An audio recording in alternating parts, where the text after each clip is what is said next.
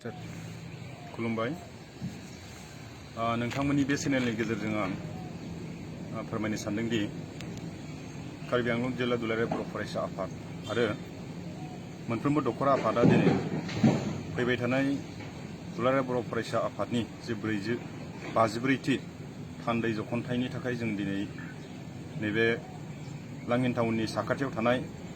हाजारि फोथारखौ जोङो साखोन सिखोन खालामनाय जादों। जों बेखौनो सानदों दिनैनि बे हाबाफारिनि गेजेरजों जोङो दिनै जे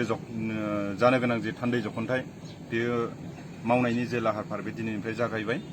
मानो होननानै बुङोब्ला जोङो फैबाय थानाय जे 54थि दुलाराय बर' फरायसा आफादनि थान्दै जख'न्थाइजोंनो लोगोसे कार्बि आंलं जिल्ला दुलाराय बर' फरायसा आफादनि 49थि बोसोरारि जथुम्मा, बेजोंनो लोगोसे कसारि समाज आरो कार्बि आंलं जिल्ला दुलाराय बर' हारिमु आफाद, कार्बि आंलं जिल्ला दुलाराय बर' आइजो अनसाय आफादाबो जथायैनो जोंजों फैगौ 2022 मायथाइनि जे फेब्रुवारिनि 2, 3, 4, 5 जानो गोनां जे सानसे सिगां 2 थारिखआव जोङो जिल्ला कमिटिया बोसोरारि जथुम्माखौ खुंफुंनाय जागोन। बिनि उनाव फेब्रुवारिनि 3, 4, 5 निफ्राय मिरुनि जे थान्दै जख'न्थाइ बे जागायगोन। दा बेखिनि हाबाफारिखौ जोङो जोबोद गाजा गोमजायै आरो मेहेर गोनाङै खुंफुंनो थाखाय जोङो मोनफ्रोमबो जायगाखौ जोङो साखोन सिखोन खालामनायजोंनो लोगोसे आरो बे जथुम्मानि गेजेरजों जोंनि ओनसोलाव बा दुलाराय भारत हादर बा आसाम हादराव थानाय गेलेगिरिफोरनि थाखायबो गेलेनाय बादायलायनायनि मोनसे खाबु होदों आरो थुनलाइयारि बादायलायनायनि थाखायबो मोनसे खाबु होनाय दङ आरो बिनि गेजेरजों हारिमुवारि बादायलायनायनि मोनसे खाबुखौबो जों बे थान्दै जख'न्थाइनि गेजेरजों जोङो बादायलायनाय बा जे बाहागो लानो हालायनायनि मोनसे खाबुआ दङ। दा बेखायनो आङो सानो दिनै कार्बि आंलंआव 1992 मायथाइयाव जे दुलाराय बर' फरायसा आफादनि एनुवेल कनभेनसन जाखांनायनि उनाव गोलाव 25 बोसोरनि उनाव दिनै फिन लाखि जोङो खाफाल गोनां होननानै बुंनांगोन। 25 बोसोरनि उनाव जोङो दिनै दुलाराय बर' फरायसा आफादनि जे बोसोरारि जथुम्मा एबा थान्दै जख'न्थाइखौ जोङो देग्लाय नैबे लांहिनाव जों खुंफुंनो जों खाबु मोनदों। दा बेखायनो जोङो जेरैखि जाया जोंहा कार्बि आंलंआव थानाय बर'फ्रा SUBS हिसाबै जोंहा मोनसे थांखि दं, जोंहा मोनसे जे मिजिं दं हिसाबै बे थांखि आरो मिजिंआ जाफुंथारनांगौनि सार्थआव नैबे बोसोरारि जथुम्मा खुंफुंनायनि गेजेरजों बा थान्दै जख'न्थाइ खुंफुंनायनि गेजेरजों जोङो जे आसामनि चिफ मिनिस्टार मानगोनां डक्टर हिमन्त बिश्व शर्मा बिथाङा गेवलां मेलाव बाहागो लाफैनानै जोंनो मोनसे मोजां मेसेज होलांगोन जों बेखौ आसा खालामदों। आरो बेजोंनो लोगोसे जोंनि जे थान्दै जख'न्थाइनि गेजेरजों मिरुनि जे थान्दै जख'न्थाइनि गेजेरजों नैबे जोंहा सेमिनार दङ। बे सेमिनाराव जोंहा आसाम लेजिस्लेटिभ एसेम्ब्लिनि स्पिकार मानगोनां खुलुमबाय। दिनै जोङो 52थि दुलाराय बर' फरायसा आफादनि कार्बि आंलंनि लांहिन टाउनाव जानो गोनां बोसोरारि जथुम्मा थामहिनबा थान्दै जख'न्थाइ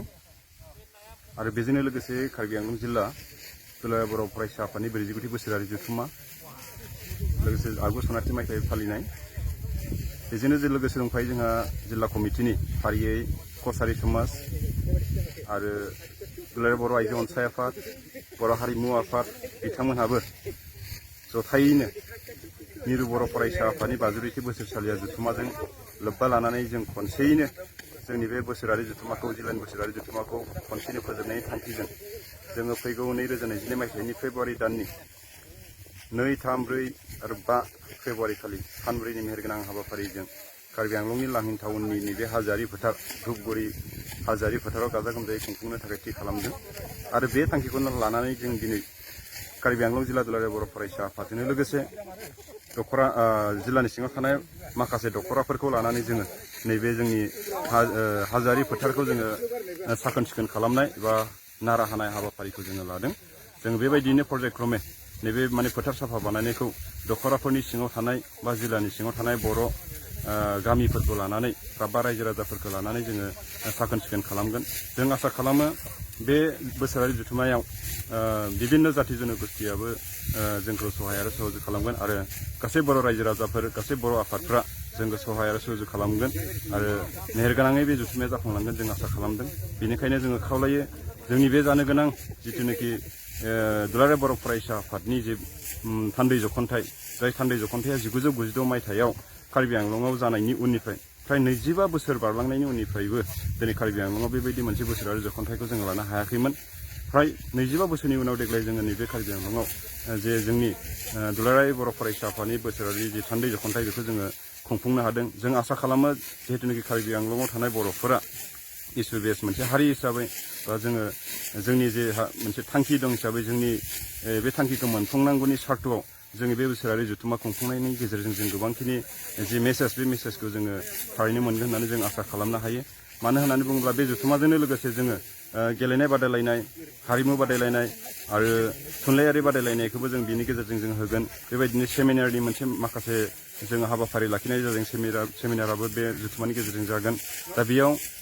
आसामनि मानगोनां chief minister doctor Himanta Biswa शर्माजों लोगोसे आसाम माने लेजिस्लेटिभ एसेम्ब्लिनि मानगोनां स्पिकार, मानगोनां